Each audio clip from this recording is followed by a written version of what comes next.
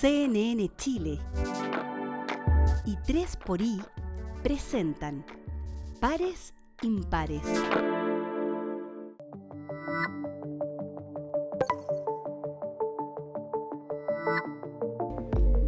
¿Cómo están? Bienvenidos, bienvenidas una vez más a uno de los especiales que estamos haciendo en Pares Impares para revisar aquellas grandes cosas de la cosecha 2024-2025, las conversaciones, las herramientas, las posibilidades que se abren cuando decidimos sentarnos a compartir sobre nuestras alternativas para vivir mejor juntos. Aquí comenzamos el especial de Pares Impares. El arte en cualquier cultura nos permite, por un lado, expresar lo que somos, pero también comprender a lo largo de la historia cuáles son nuestros impulsos, nuestras preocupaciones, lo que nos reúne y lo que nos separa. El arte es una herramienta que se puede usar a favor de construir una cultura más fuerte de la hermandad, o al menos eso dicen algunos. Revisémoslo en la nota de Miranda Aspe. El arte es un elemento movilizador y de reunión. En la prehistoria nos podíamos comunicar gracias a las pinturas rupestres. En la Edad Media, los bufones permitían que nos juntáramos en torno a la comedia. E incluso, en tiempos de crisis política, el arte ha sido una vía de encuentro social. ¿Cómo esta manifestación de emociones y distintas percepciones del mundo nos ayuda a cohesionarnos como sociedad? Reuniendo y convocando a las comunidades, como fue el caso de las alumnas del curso de arte de la Escuela Isabel Riquelme de San Bernardo. Fue bacán y entretenido porque pintar me hace feliz. Y no sé, yo lo encontré divertido y alegre. Mi experiencia fue muy linda, a mí me encantó. Yo personalmente cuando hago un dibujo siempre hago un primer dibujo con lápiz grafito para poder tirar una idea, sí. Y cuando la tengo ya más o menos segura, ahí empiezo a meterle colores y ahí empieza un poco más la locura.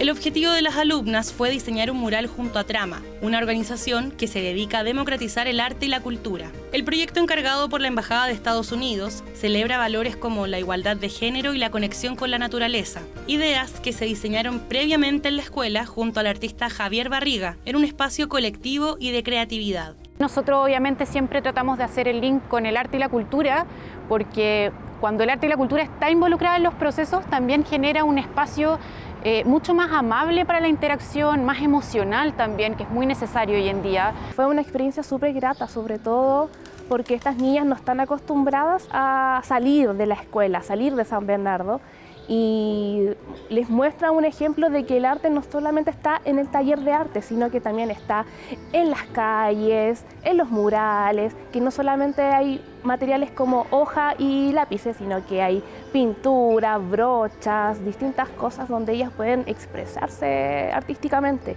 Durante semanas, el arte fue el aglutinante que permitió reunirlas a trabajar por un objetivo en común, impactando mucho más allá que solo en el mural. Las unió como equipo. También para nosotros es súper reconfortante ver y saber que de algún modo hay resultados que van más allá del muro, sino también en cómo ellas viven después, como su proceso educativo, de creatividad, de arte, cómo se relacionan también con sus compañeras. Creo que también ahí hubo como un cambio en relación con las compañeras también, dado que se conocieron en este espacio. Antes no hablábamos mucho, pero después ya ahí cuando pasó eso, nos empezamos a acercar más. Porque la Luna y yo no éramos como tan cercanas y ahora en el recreo nos juntamos, jugamos voleibol, jugamos y hacemos grupos de 5 en clases. También un poco el compañerismo lo veo reflejado al momento de hacer las actividades. Por ejemplo, se apoyan, se ayudan, se retroalimentan. El arte nos reúne, nos permite tener una aproximación distinta de la realidad, articularnos desde una vereda diferente. Creo que el arte y la cultura pueden generar espacios de encuentro mucho más amenos, donde la gente siente que puede confiar, que es algo que falta mucho hoy en día, como poder volver a generar confianza, poder volver a articular ese tejido social que está un poco fracturado. No es tan fácil, entonces elementos que pueden de alguna forma conectarnos de forma más empática, más emocional, más humana, son muy necesarios. Bueno, el arte tiene mucho que ver con la cohesión social y puede ser una herramienta muy fuerte. El hecho es que trasciende a las diferentes entre los pueblos, trasciende a la política, trasciende a los idiomas. Ayuda, como lo que pasa con las niñas, a generar desde la creatividad nuevos espacios de vinculación y de vinculación desde el respeto, desde también un ánimo mucho más inclusivo, mucho más equitativo. Yo creo que el arte permite como ese tipo de vinculaciones y conexiones que son mucho más sinceras y honestas. Si el arte ha sido un aglutinante a lo largo de la humanidad, el camino es seguir buscando y fomentando estos espacios para que sea una herramienta más para recomponer nuestro tejido social. ICARE es una institución que articula a las empresas y busca ser un espacio de encuentro. En ese lugar ocurren año a año grandes momentos de la historia de nuestro país. El gran evento de ICARE también es un momento en que se dialoga entre el gobierno y los empresarios con ellos mismos se cuestionan cuál es el futuro que quieren en común. Es por eso que decidimos invitar aquí a la expresidenta de ICARE, Karen Tal, y pudimos tener una conversación al cierre de su periodo que nos permitió recoger sus aprendizajes y sus perspectivas para esta nueva etapa que todos comenzamos en 2025. Veámoslo. Muchas gracias por estar con nosotros. Muchas gracias, Paloma. Estoy contenta de estar acá. La pregunta es bien amplia y es bien profunda, pero probablemente ICARE es una de las instituciones que más clara la tiene, y es cuál es el rol del sector privado en la construcción de la cohesión social. Me encantaría saber cuál es tu opinión en ese sentido. A ver, primero me gustaría decirte, para que se entienda un poco lo que quiero decir, desde dónde hablo. Yo estoy terminando mi presidencia ICARE, efectivamente, después de 2 años. Primero soy psicóloga, que creo que es un detalle importante. También he trabajado toda mi vida en CADEM. El otro día calculaba, debo haber entre moderado y asistido a 5.000 focus. Y eso significa que he escuchado a muchísima gente. Y escuchar a muchísima gente significa entender que las perspectivas de la realidad son múltiples, que cada uno ve la vida de una manera distinta y que nadie tiene la verdad absoluta. Un gran atributo para entrar a ICARE, digamos, tremendo. Porque tal vez no todos tenemos esa claridad. Tremendo. Entonces, como he escuchado a mucha gente, he escuchado a mucha gente también desde el estallido social en adelante, porque en CADEM hemos seguido el proceso social y hemos ido haciendo focus durante todos estos 5 años. Bueno, hay muchas visiones de lo que ha pasado que son diferentes, y vivimos en una sociedad que es diversa y somos humanos y tenemos visiones distintas, y eso es algo a lo que yo me he dedicado, a escuchar. Y luego entonces llego a ICARE como presidenta. Yo estaba en ICARE hace muchos años ya. ICARE es un espacio de encuentro del sector privado, del mundo empresarial, que lo que busca es empujar la excelencia empresarial y también un mejor Chile para que la empresa pueda desplegar todo su aporte para hacer un mejor país. Y en ICARE me ha tocado, además de interactuar con el mundo empresarial, cosa que he hecho toda mi vida también desde CADEM, desde mi oficio, me ha tocado también interactuar mucho con el mundo empresarial, pero agregar una nueva experiencia que no había tenido nunca, que es el contacto con el presidente, con expresidentes de Chile. Conocí al presidente Piñera, al presidente Bachelet, a los ministros, a los parlamentarios, que también son una visión distinta, la política, que yo no la había conocido tan de cerca. Y ICARE lo que hace entonces es generar un encuentro entre todos estos mundos, del sector privado, pero con los otros mundos, con la sociedad civil, con la política también.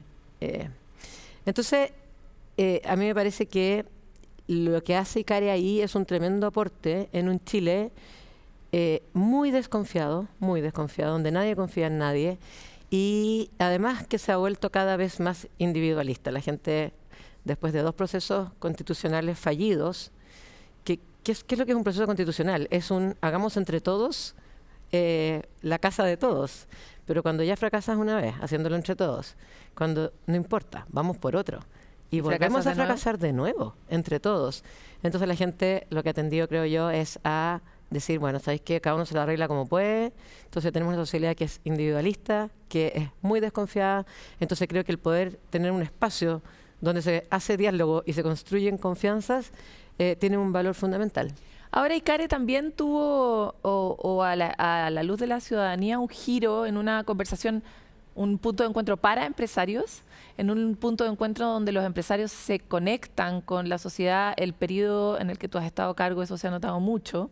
Y me encantaría saber de qué modo esa transformación, esa evolución también está respondiendo a este tiempo en el que estamos, que parece que estamos anhelando volver a tener ciertos encuentros. ICARE no cambia conmigo ni nada. ICARE siempre ha sido un punto de encuentro, no solamente del mundo empresarial, sino también con la sociedad. Lo que pasa es que yo creo que a partir del 2019 en adelante... El llamado fue muy evidente. Claro, el llamado al mundo empresarial, porque lo que hubo en el 2019 fue una crítica a la élite, que fue muy potente en ese minuto, donde la élite era la política, éramos los empresarios, éramos todos los que están en la toma de decisiones. Entonces, creo que en ese minuto el llamado al mundo empresarial fue muy evidente. Y había que responder. Y había que responder, por lo tanto, ICARE modificó su agenda rápidamente y creo que se hizo más conectado. Porque la sociedad lo estaba exigiendo así en ese minuto. Yo siempre me río porque Manuel Vargas, quien fue nuestro director ejecutivo por 50 años y gran sabiduría, me acuerdo que se reía porque decía, de veras que ICARE también despertó. Chile despertó, ICARE también. Y claro, yo creo que ICARE despertó, el mundo empresarial también despertó. Y se hizo más necesario el diálogo con todos. Ahora, ¿cómo se ha ido modificando la concepción que tienen del encuentro desde el mundo empresarial? Y aquí me encantaría, porque ICARE colabora, contribuye y dialoga con otros organización, gremios específicamente, convoca a esos sectores y por lo tanto ocurren muchas conversaciones al mismo tiempo, ¿no? Entonces, ¿cómo crees que ese encuentro, la concepción del encuentro ha ido evolucionando? Yo creo que es ambicioso que yo diga cómo ha ido evolucionando el encuentro. Yo puedo quizás referirme a lo que yo he aprendido sobre el encuentro, que quizás es más fácil para mí.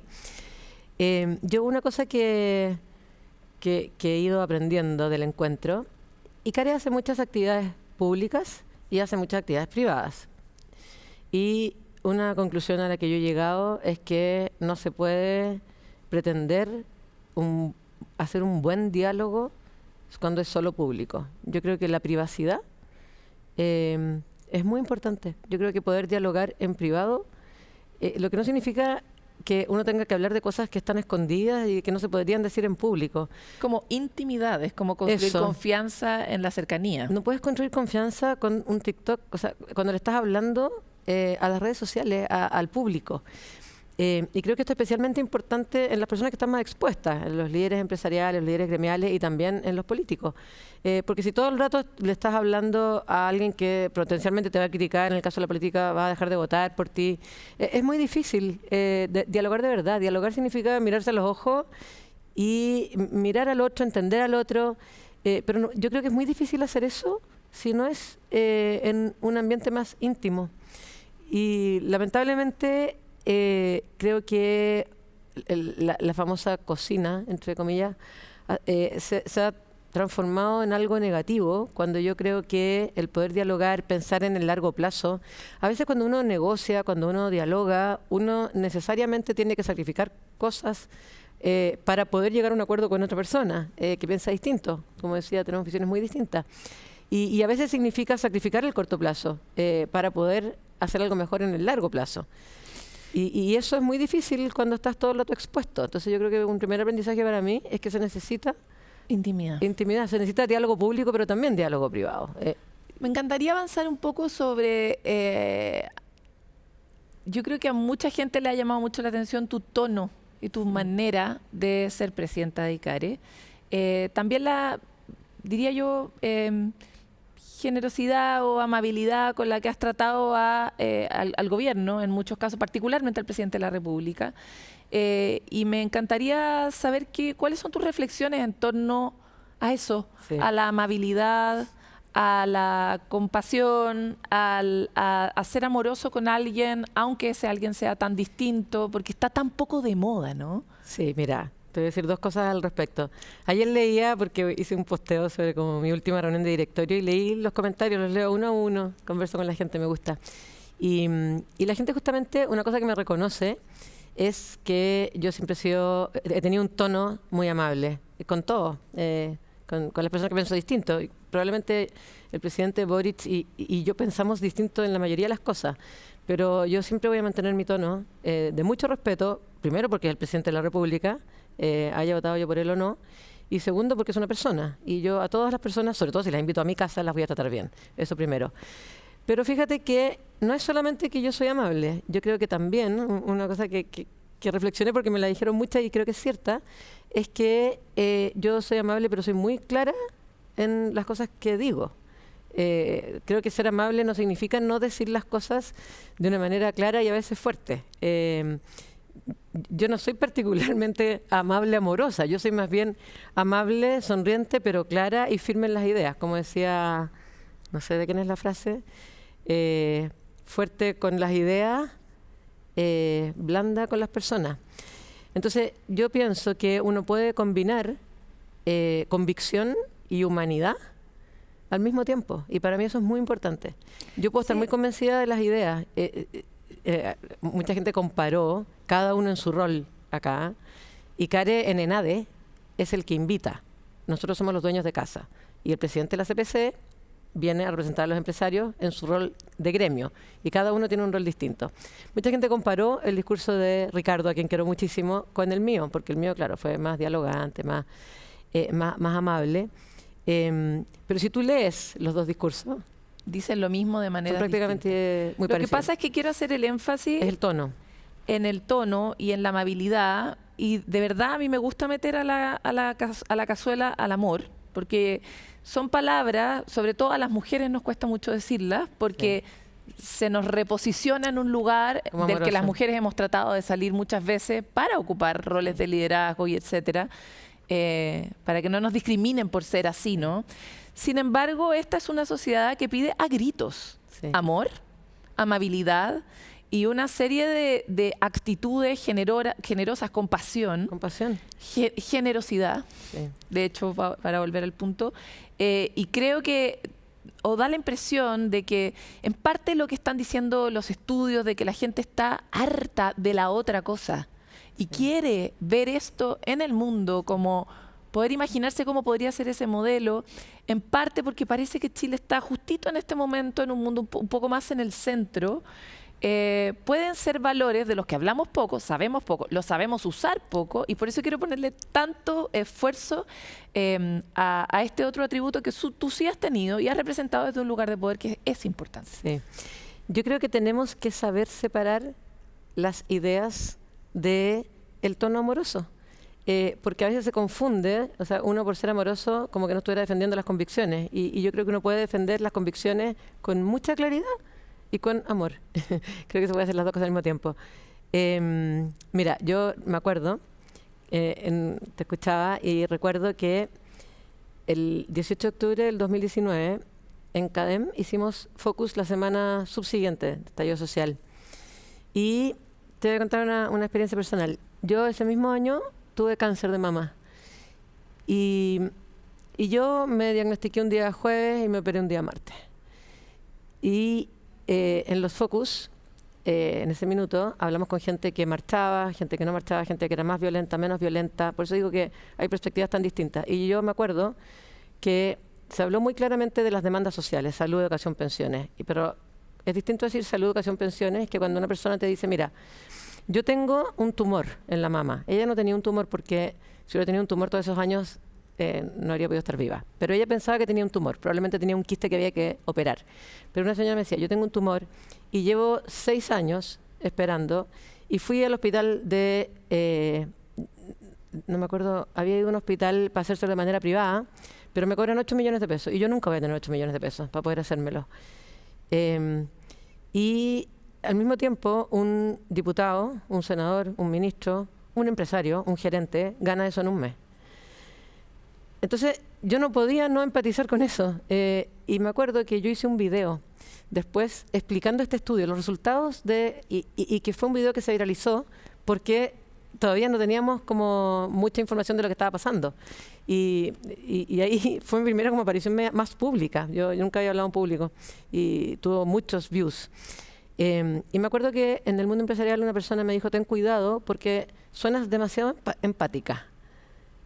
Es como que estuvieras de acuerdo con la gente que marcha.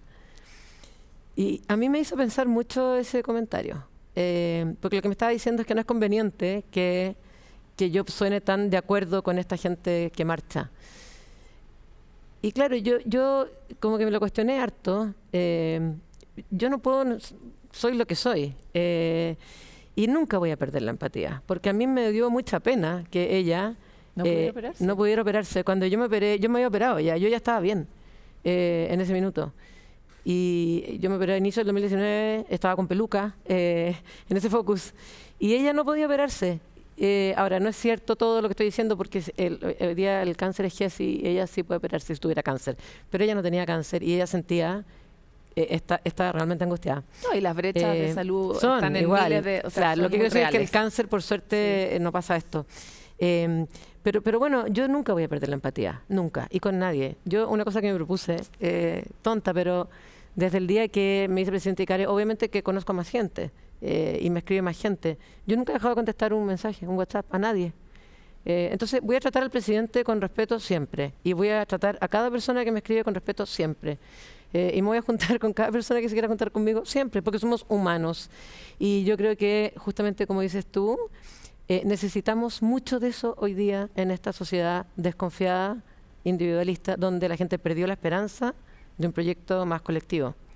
Y sin embargo, en este último año, yo creo que nunca, y desde el estallido social, yo creo que nunca habíamos visto tantas acciones, iniciativas proactivas por parte del mundo privado para tratar de participar de lo público y para tratar de modelar lo público.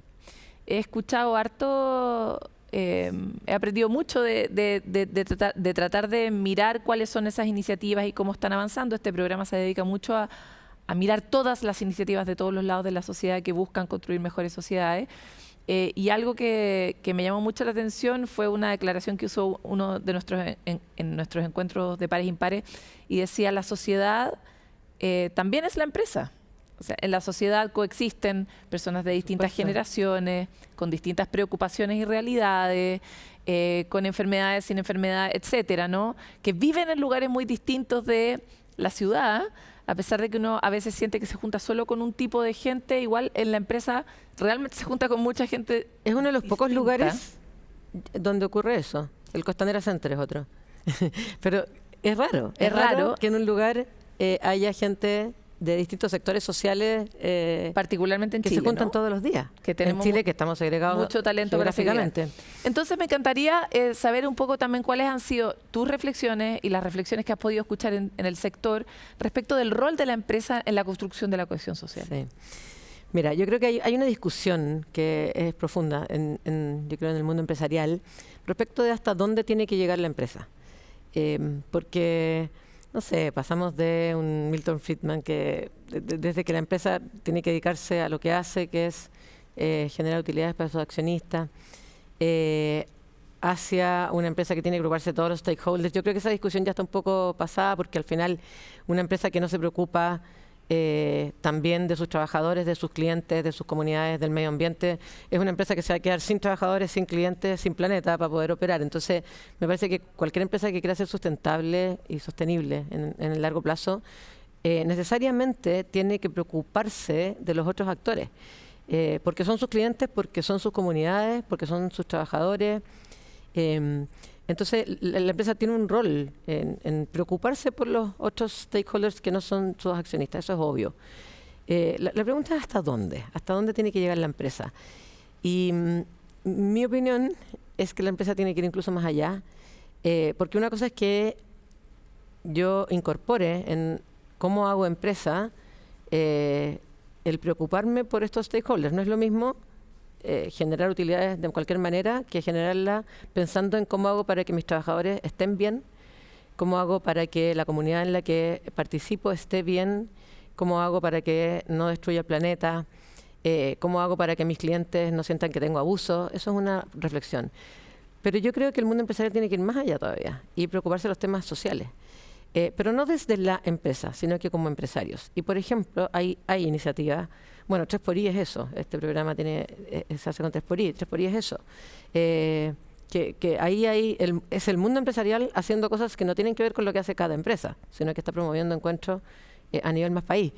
Hay otra iniciativa que es de la CPC, en la cual ICARE también ha colaborado, que es Empresas por Chile, que lo que está haciendo Empresas por Chile es decir, ok, tomemos algunas de las demandas sociales y abordémoslas desde la colaboración público-privada. Y ahí la empresa se está metiendo en algo que alguien podría decir no le corresponde a la empresa, le corresponde al Estado, que es seguridad, educación. Sí. Exactamente. Entonces, por ejemplo, se está haciendo que vayan los centros de salud, que pueden ser públicos o privados, a las empresas a hacerse todos los exámenes de prevención, que a pesar de que son gratis y que toda la gente tiene derecho a hacérselo, solo se los hace un 10% de la gente y se pueden prevenir muchas enfermedades y muertes. Significa un enorme ahorro para el gasto de salud del Estado, además. Tremendo, del Estado, pero además el bienestar de las personas. O sea, tú puedes evitar que una persona le dé una enfermedad grave solamente porque ese día fue alguien a la empresa, le hicieron unos exámenes y le evitaste una enfermedad grave a esa persona, a esa familia.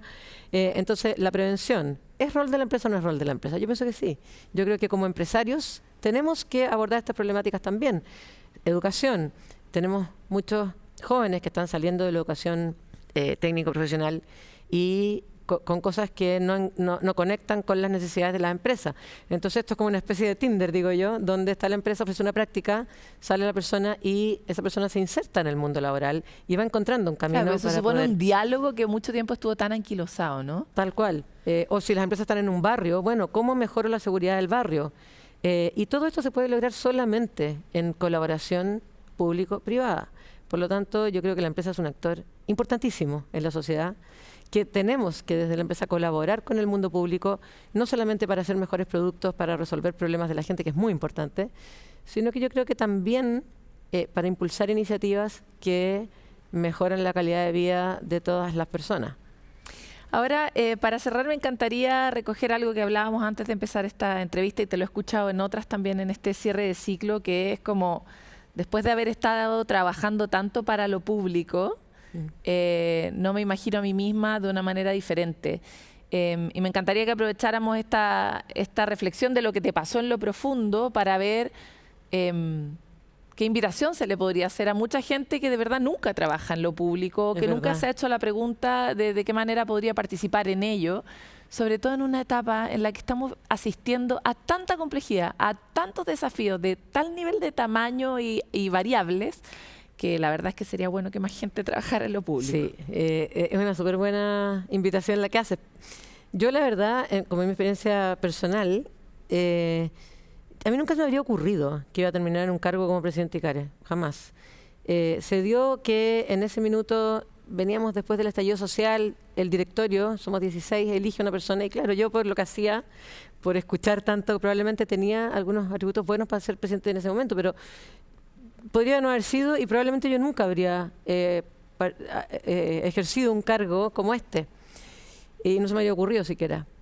Pero bueno, lo hice, tomé el desafío y claro, yo después dije, bueno, voy 2 años a presidente ICARE y después vuelvo a los directorios, que es algo que efectivamente pretendo hacer. Pero también estuve 2 años levantándome en la mañana y sentir que hay una infinidad de cosas que uno puede hacer que le van a mejorar la vida, no a los que están cerca de una empresa, sino que al país. Y es muy difícil, claro, salir de ahí porque tú sientes que puedes hacer tanto. Y de todas maneras es algo que yo pretendo de alguna manera encontrar la forma de seguir haciendo. Pero también, claro, es bueno, no se me había ocurrido mirarlo desde el punto de vista que dices tú. Hay mucha gente que, como a mí, no se le ha ocurrido y que es bueno imaginar. Chuta, ¿qué pasaría si yo también tuviera un tiempo dedicado más a lo público? Hay tanta gente tan buena. Yo creo que el presidente Piñera tuvo una virtud ahí en que convocó a un montón de gente que nunca habría participado de lo público y que participó durante ese tiempo y después volvió a lo privado. Pero hay tanta gente que puede hacer tanto por este país y hay que pensar desde dónde hacerlo y es una buena invitación. Estoy de acuerdo contigo. Te quiero agradecer por esta conversación, que lo hayamos logrado. Siempre quisimos poder profundizar sobre este ser exótico que eres, digamos, y que sin duda le ha aportado. Faltó hablar de las mujeres, que es bien importante. Me faltó decir que aparte de ser psicóloga, de haber trabajado en CADEM, de haber estado en ICARE, soy mujer y soy mamá. Y yo creo que también es bien importante en esta conversación. Agrega una mirada, ¿no? Sí. Muchas gracias. Muchas gracias a ti. Vamos a ir a una breve pausa en Pares Impares, pero no se separen de nosotros porque volvemos con mucho más.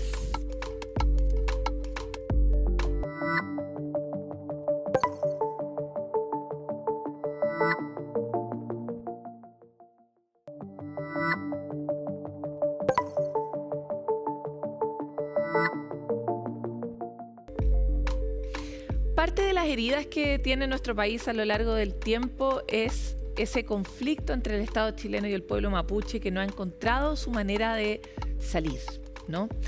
Es por eso que decidimos convocar aquí a dos personas que aman una misma tierra, que se llaman Juan, pero que tienen distintos orígenes y perspectivas sobre cómo podría ser ese diálogo. Aquí vienen a hablar de su historia, no sobre cómo resolver el conflicto, pero esto fue lo que pasó. Veámoslo.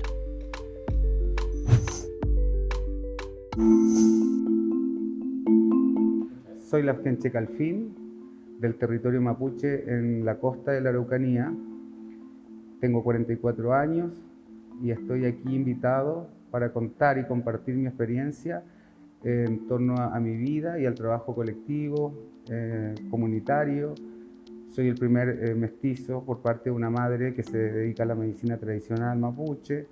He podido, en torno a mi trabajo, contribuir y colaborar en diferentes áreas por el respeto de los derechos humanos, de la diversidad sexual, la diversidad cultural, el cambio climático y el respeto al planeta en el que vivimos. Hola, soy Juan Sutil, soy papá de 4 sutiles, abuelo de 8 nietos, soy del Cobreloa, estoy feliz de estar acá y bueno, soy empresario, agroindustrial, agricultor. Y bueno, felices de tener esta conversación y aportar a ella.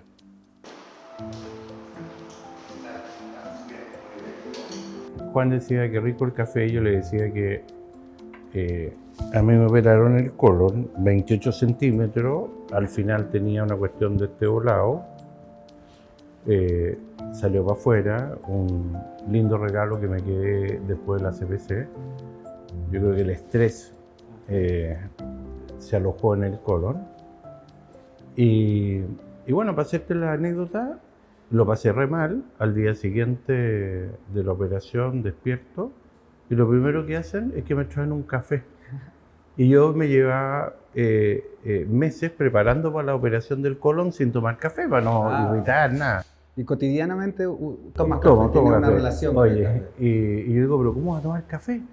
No, me dice, es muy importante que usted pueda ir al baño a hacer deposiciones y lo mejor para hacer deposiciones es tomar café.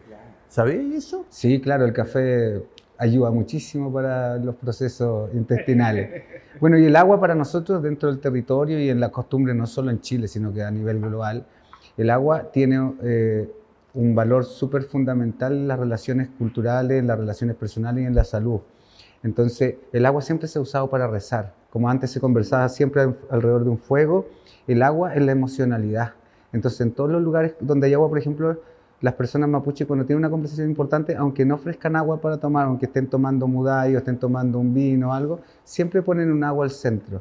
Y el agua es lo que va limpiando la conversación. Cuéntame 2 cosas desconocidas y personales sobre ti. Wow, está dura. Sí, porque no tengo mucho, yo guardo mucho, valoro mucho la privacidad. Yeah. Me cuesta mucho la exposición.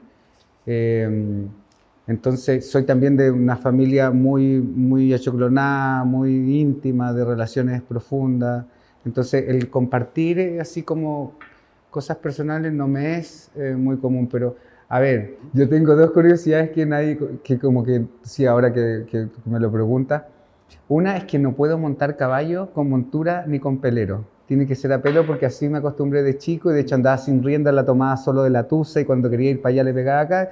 Entonces, y eso te provoca ciertas cosas porque sin pelero, sin nada, el sudor del caballo te quema mucho las piernas. Entonces, pero no puedo, me caigo de una montura. Y de chico saltaba. Y otra curiosidad es que yo me he dado cuenta ahora en el tiempo, si miro para atrás y qué hubiera hecho con mi vida, si no hubiera haberme dado la oportunidad de poder contribuir y trabajar en el área de la cultura y en el área de los derechos, habría sido DJ. Me habría encantado. Amo la música. Sí, he pensado incluso ahora aprender y fusionar la música. Mira, ahí con el tenemos instrumento algo curioso. A mí me hubiera encantado tocar piano. Sí, también. Pero mira, yo intenté ir al coro en el colegio y me echaron por desafinado. Tocaba yo el bombo. No, una cuestión espantosa. Me acuerdo que cantábamos si vas para Chile, te ruego viajero, le pidas a ella que no me muero, el pueblito se llama Las Condes. Llegué hasta ahí y me echó el profesor para afuera. Vendía flores cuando chico, eso es una buena. Bueno, eso es verdad, vendía flores, pero además otra cosa curiosa era mía es que me gusta mucho el orden. El orden. El orden, sí. Y los calzoncillos, los calcetines. Todo, y me molesta mucho los vidrios sucios. Es una cuestión que me incomoda. Estoy mirando ahí algunos vídeos sucios. Me carga entrar. Mi oficina es todas las oficinas están divididas no por paredes, sino que por cristales. Y la gente tiene la mala manía de agarrar las puertas con los vidrios. Yo digo, pero si tiene manilla. Y yo llego a la oficina y tengo que hacer así con eso, y limpiar y sacar las cuestiones. Y también soy maniático de cómo ordeno y pongo mis cosas. La gente se ríe porque de repente entra alguien a mi oficina y de repente me mueve un lápiz y como que yo empiezo así de a poquito y pesco el lápiz y lo vuelvo a poner donde estaba. Cuéntanos un recuerdo que te emocione de tu infancia. Puede ser triste, feliz. Me acuerdo en una oportunidad que esperé a mi papá en la noche, a las 6, 7 de la tarde. Yo esperé ahí, yo era chico. Y yo llevaba la foto de curso y le dije, papá, aquí está la foto de curso, necesito, ponte tú, 5 lucas. Entonces me dijo, ¿sabéis qué más? No hay 5 lucas, tenéis que devolverla. Y yo nunca supe, fíjate, nunca le pregunté al papá, porque 5 lucas siempre las tenía. Y yo creo que él me quiso dar una enseñanza potente, ¿no? Y en ese aspecto él daba enseñanzas fuertes. Así que esa es una historia que cuando tenís, no sé, 10 años y estás en cuarta preparatoria, es difícil llegar al colegio y decir, oye, ¿sabes qué más? Le devuelvo la foto. Bueno, en mí tengo 2 situaciones que me marcaron mucho. La primera es que cuando iba a venir por primera vez a la ciudad, mi abuela me calentó agua, que era algo que no hacían, porque a uno lo metían a los chorros, los esteros con agua fría. Y cuando me escondía para que no me bañaran antes de ir al colegio el domingo, el lunes a las 5 de la mañana yo ya estaba y despertaba bajo de una batea gigante y yo miraba las estrellas y en agua fría. Pero cuando me iba a venir a Santiago por primera vez, mi abuela me calentó agua y me bañó. Mira. Y mientras me refregaba me aconsejaba. Nunca voy a olvidar esas palabras, son súper emocionantes. Y la otra es cuando conocí la ciudad, o sea, el ver los autos, ver como los edificios. Llegué a un edificio, me acuerdo siempre en Santiago Centro, y era como, me gustó mucho, no me chocó, fue como yo estaba maravillado. ¿Qué es para cada uno de ustedes el campo y la tierra? Chuta, para mí es todo. ¿Sí? Todo. Para mí ha sido el complemento desde que tengo uso de razón. ¿Ha contribuido con la relación con el mundo? Como esa simpleza, lo que tiene el campo, de saber dónde vienen los animales, tu comida, las frutas. Ustedes que han también puesto en valor el producto del campo, claro que te ha servido para relacionarte con el universo entero, me imagino. Sí, porque además es como que tú partes del ciclo, siempre tienes la oportunidad del año siguiente de corregir, de ver crecer, de plantar, de ver un árbol. Yo he plantado miles de árboles frutales en mi vida, no solo en Chile, en otras partes del mundo. Y trabajar la tierra, preparar la tierra, la bondad que tiene la tierra, para mí, te vuelvo a decir, para mí es todo. Yo también me crié en una familia que es muy tradicional. Yo regaba con un tarrito de salsa de tomate de eso antiguo en los campos, planta por planta de las huertas de mis tías y de mi abuela. Y también muy relacionado con el nacimiento de los animales. Yo iba a tocar los huevos, los pollitos antes, o los escuchaba por fuera, quería que nacieran. y mezclaba los huevos de los patos con los huevos de las gallinas y tenía ahí mis propios laboratorios. Y salía la gallina con 2 patos y 4 pollos. Claro, entonces, sí, pero imagínate lo que es si te ponís huevos de pato, o sea, huevos de gallina a una pata, después la pata se mete a nadar y los pollitos quieren nadar como la pata. Entonces, bueno, esos laboratorios. Entonces mi relación con la tierra ha sido fundamental para mi relación con el mundo. Yo siento que nadie debería no saber cómo sembrar una semilla, cómo se cosecha hasta el agua. ¿Qué son para ti los derechos humanos? Bueno, para mí los derechos humanos, en el buen sentido de la palabra,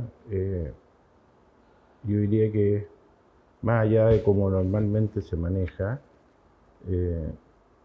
es el sentido de la humanidad. O sea, los derechos de la persona a tener libertad, el derecho de la persona a tener propiedad, el respeto mutuo, la convicción de que no se puede atentar contra la vida y la integridad de las personas. Y cuando tú lees, fíjate, que yo he leído harto, pero he estado leyendo sobre la historia de Roma, ponte tú. Y uno ve ahí las carnicerías, la maldad, cómo destruían las ciudades, y lo sangriento que ha sido. Entonces yo digo, bueno, me cuesta entender que a estas alturas de la humanidad sigan sucediendo cosas de ese tipo, que atenten contra los derechos y la integridad y los derechos humanos de las personas, incluso que los estados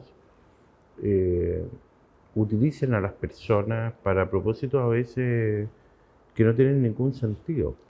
Qué importante que lo puedas ver y que podamos relacionar así. Para mí los derechos humanos, bueno, el área en que yo me especialicé y me ha tocado así contribuir en que situaciones como esas no ocurran y que se pueda trabajar, pero ya en las más altas instancias, para que sean los líderes de diferentes territorios los que puedan hablar que es para ellos que se les respete sus derechos humanos y la norma internacional cómo se debe hacer efectiva por parte de los gobiernos en esos territorios. Entonces, yo coincido contigo, yo no coincido que existan hoy día procesos globales que no lo respeten, porque es los parámetros mínimos que hemos acordado como el mundo moderno y en torno a la propia experiencia del mundo y la educación, generar como base para que la felicidad y el buen vivir y las personas puedan vivir en plenitud. Y que hayan países que los desconozcan, que hayan gobiernos que los ponen al servicio de su propia idea y de su propio pensamiento y no verlo como algo que no tiene tintes políticos, no tiene una estructura, sino es más bien esencial, es esencia. Yo creo que cada cual tiene que proteger los derechos humanos del resto de las personas, ¿no? Y eso es parte de la esencia básica de la educación y de la formación.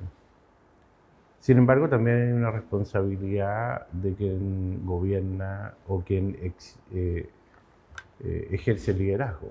Y pienso que es una lucha permanente, porque si tú vas mirando lo que ha ido siendo la historia de la humanidad, la violación de los derechos humanos ha sido permanente hasta hoy día. Hoy día Putin está violando derechos humanos en Ucrania, invadió en una guerra. Israel en Palestina. Israel y Palestina están también con el mismo problema, de lado y lado. Y ahí es donde uno dice, bueno, ¿cómo a esta altura de la civilización estemos todavía en este nivel de problemas? Yo considero muy importante que también se incorpore a los sistemas de educación qué son los derechos humanos. Los niños no debieran educarse sin entender lo que son los derechos, sus propios derechos y los derechos de los demás. Así tendríamos sociedades mucho más desarrolladas en torno a los respetos de las diversidades, de las maneras y las formas diferentes de ver la vida. Entonces todos tienen que cumplir su función para que podamos así contribuir a un país que esté de una mejor relación, porque finalmente también, lo que pasa nos va a suceder a todos. También hay que pensar que la educación tiene que hacerse cargo de la formación de los deberes civiles, de la filosofía, de la historia, cosas que se han ido eliminando de los procesos educacionales y a mi juicio se ha ido destruyendo y estamos cayendo incluso en la ignorancia más absoluta de los jóvenes que estamos formando. Entonces creo que todo eso es muy importante incluirlo. ¿Qué siente cada uno por la comunidad que el otro representa? Los sentimientos no son estáticos, ¿no? Han ido cambiando. Yo cuando era más joven tenía una visión bastante negativa de lo que representaba principalmente el mundo privado y la pasividad con la que se actuaba frente a la demanda colectiva de los pueblos indígenas. Con el retorno a la democracia nosotros pensamos que el reconocimiento constitucional, el reconocimiento de las tierras, territorios y recursos iba a ser mucho más rápida. Pero hoy día con el tiempo he aprendido y puedo reconocer que desde el mundo privado hay muchas personas que tienen mucha solidaridad y que quieren también que esas otras áreas como las culturas indígenas, no solo la cultura indígena, la diversidad sexual, el área de las artes, la ciencia, la tecnología, que avance. Y entonces hoy día yo he aprendido a reconocer eso y hoy día soy también comprendo mucho mejor que la sociedad la hacemos entre todos, que es súper necesario el generar los puentes entre un mundo y otro y que con esos puentes podemos dejar esos puentes para que las futuras generaciones los puedan transitar y cuando lleguen a otros territorios donde se necesiten más puentes, se encuentren con ríos, con espacios, ellos los puedan construir. Pero yo me he propuesto en la vida dejar lindos puentes. Y no solo la estructura del puente, yo quiero dejar árboles alrededor de los puentes, flores para que la gente además de cruzar un puente lo encuentre bonito y los aromas acompañen al cruzar esos puentes. Me acuerdo de una conversación con un lonco y él me decía, mira, la verdad que nosotros también somos chilenos. Somos mapuches, pero somos chilenos. Y creo que eso es un puente, como tú mencionas, muy potente. Porque esta es una tierra que la hemos construido entre todos, incluyendo nuestros 11 pueblos originarios, más toda la migración desde el día que se formó este país. Y en ese sentido, yo valoro mucho a la gran e inmensa mayoría de personas que vienen del mundo tuyo, mapuche o mestizo de mapuche y chileno. Los champurreados nos Los llaman. champurreados, exactamente, que sienten la integración, que sienten la importancia de la educación, como tú lo mencionaste. Así que... ¿Puedo preguntarte algo? ¿Sí? Que quizás ni te lo han preguntado alguna vez. ¿Cómo fue para ti, para tu familia, el que te hayan quemado la casa en el territorio? Quiero saber qué sentiste tú. Qué fuerte esas situaciones, siento yo. Ahí, por ejemplo, se vulnera un derecho humano de tu familia. Fue una profunda pena. Ajá. Impotencia, pena y una sensación de injusticia también. Pero créeme que no fue lo único que me tocó vivir cuando estuve en la CPC. Tuvimos ataques químicos que nos quemaron campo. También tuve un ataque en mi casa en Santiago, un sabotaje. Y bueno, cuando uno representa algo público, siempre hay gente que quiere hacerte daño.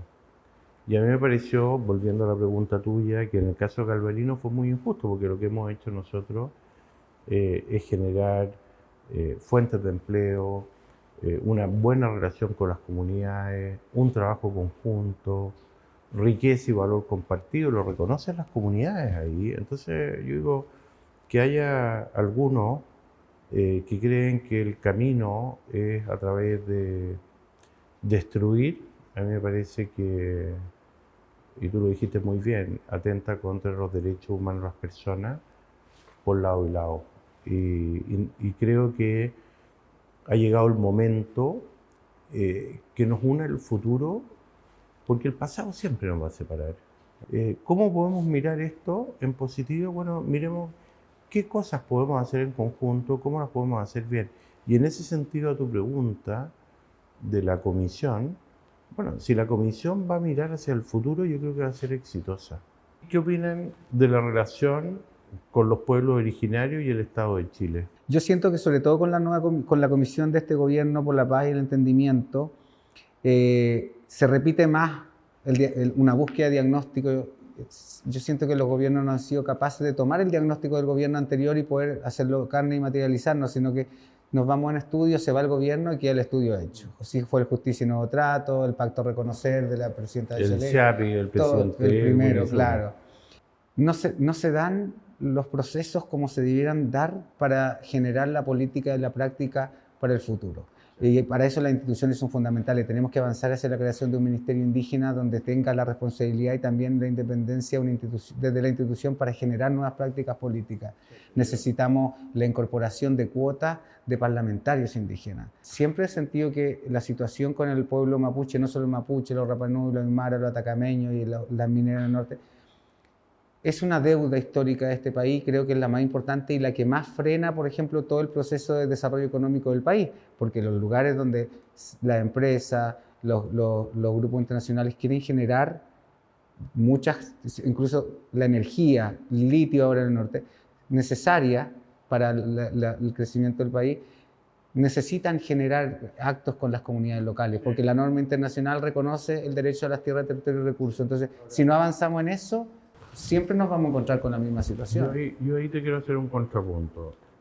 Primero, nosotros hicimos un trabajo que se llama Las 40 Propuestas, que hizo la CPC, y dentro de esas 40 propuestas nosotros sosteníamos que había que hacer el reconocimiento constitucional. También sugeríamos que había que hacer el Ministerio de Asuntos Indígenas y el gobierno de la CONADI y profesionalizarlo y sacar esa cosa política de la CONADI. Y también sosteníamos que era importante el Consejo de Pueblos para que hubiera representación. Claro, como una especie de parlamento. Una especie de parlamento que hubiera representación. A donde discrepo contigo respecto a las cuotas, porque la democracia no debiera tener. Yo lo sufrí, acuérdate que yo fui electo, saqué el doble de votos que senadores en ejercicio y fui desplazado por un sistema de cuotas. Por el sistema de cuotas, y me parece que eso atenta contra los electores. Y por otro lado, yo creo que ustedes están bastante bien relacionados y bien representados, porque mira, Pancho Huanchumilla es senador y tiene origen mapuche. La senadora Proboste es la Llana es Proboste Campillay. La Ruth Hurtado, y te puedo mencionar varios más. Entonces, yo digo, chuta, si uno empieza a sacar la cuenta de cuánto champurreado, le dices tú, hay en el Congreso, hay harto. Sí, pero es que es importante reconocerse champurreado y tener la relación política y social e incluso espiritual con lo que pueden representar, porque Francisco Huanchumilla ha repetido muchas veces que él, siendo y teniendo apellido mapuche, él no vivió en comunidad y él no tiene esa relación del pueblo como el derecho que tienen los pueblos a autorrepresentarse. Hoy día la representación viene de uno u otro bando, que son los partidos políticos de izquierda o de derecha. La situación no mejora porque las personas que son reconocidas como autoridades e intermediarios válidos en los territorios no están en los espacios de participación. Hoy día las instituciones políticas partidistas han tomado la causa mapuche, la causa indígena, para sacar, en cierta manera, provecho político a través de la votación, a través de las decisiones importantes, para sus propias maneras de ver la estructura política de un país. ¿Qué le pedirías a tu par improbable? En este caso soy yo, tu par improbable. ¿Qué me pedirías? Así? Bueno, yo te diría que deberías seguir avanzando en materializar gran parte de las cosas que hemos conversado en esta conversación, en la cual por supuesto te puedo ayudar y colaborar, porque así como conversamos de que ojalá esta propuesta de paz no sea un libro más que se guarde en un cajón, y ahí creo yo que es muy importante que esto pase a la acción. Y yo creo que tú eres una persona que reúne las condiciones, las competencias, la sabiduría de ser protagonista, de ir concretando tantas cosas que hemos conversado en esta reunión. Yo de ti pedirte que sigas teniendo esa preocupación por la sociedad en general, que quieras seguir siendo un aporte, y aquí no importa el que si uno está en lo correcto o en lo incorrecto. Cuando uno quiere aportar y siente que lo puede hacer y tiene además como tú la posibilidad de hacerlo y hacerlo bien, pedirte que lo sigas haciendo, que aunque no logremos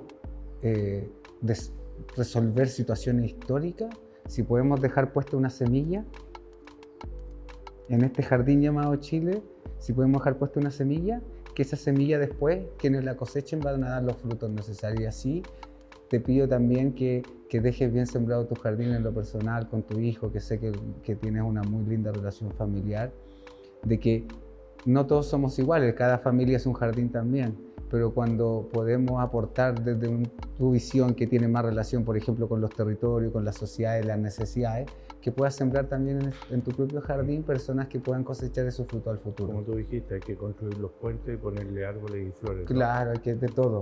¿Cuál es tu sueño para Chile? Sueño un país que le dé oportunidades a las futuras generaciones, que se respete y se cuide el medio ambiente, pero que no se haga mal uso de ese concepto, porque si el país y la sociedad no crece, no hay oportunidades, no hay educación, no hay formación, no hay bienestar. Y sueño también un país que tenga nuevamente respeto, disciplina, un buen sentido de la autoridad, que podamos conversar sin destruir. Bien, pues Juan, ha sido un placer. Ha sido un placer también. Buen camino, ¿eh? Igual, que ande muy bien. Como dicen en el campo, camino largo, ¿no? Creo que allá decimos. Vamos a ir a una pausa en Pares Impares, pero ya volvemos con mucho más.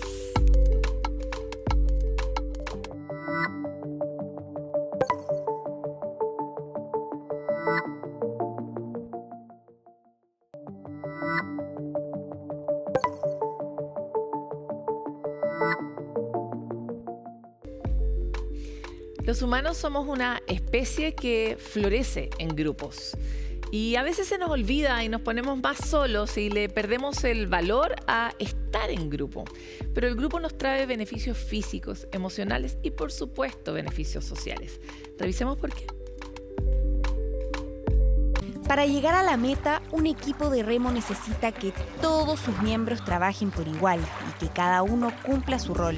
Al centro de esta colaboración está el grupo, que es un elemento vital para el desarrollo de la especie humana. Estar en grupo ha sido la clave para superar tareas complejas, ser más eficientes e incluso para saber quiénes somos realmente. La psicología social señala que estar en grupo nos ayuda a desarrollar nuestro sentido del yo. Al observar a otros podemos definir mejor los límites, gustos y posibilidades de nosotros mismos. De hecho, esta misma disciplina señala que las personas no se definen solo por sus rasgos, preferencias, intereses y aversiones, sino también por sus amistades, roles sociales, conexiones familiares y, en definitiva, por sus grupos.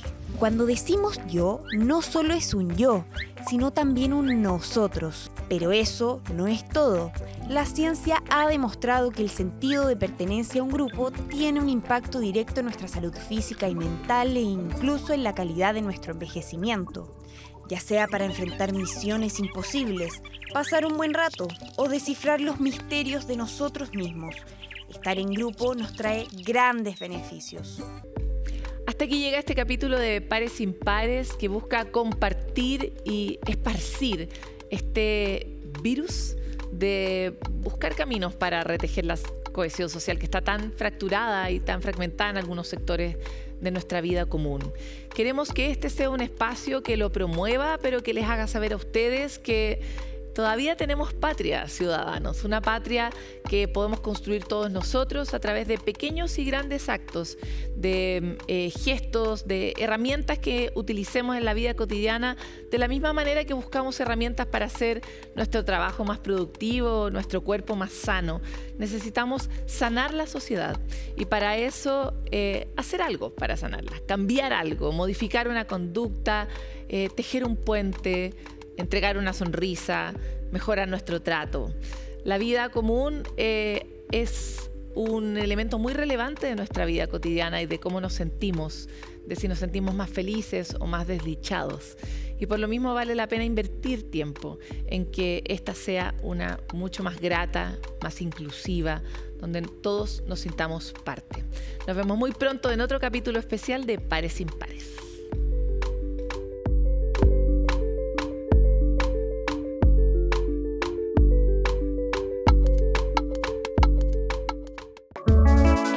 Pares Impares fue presentado por CNN Chile y 3xI.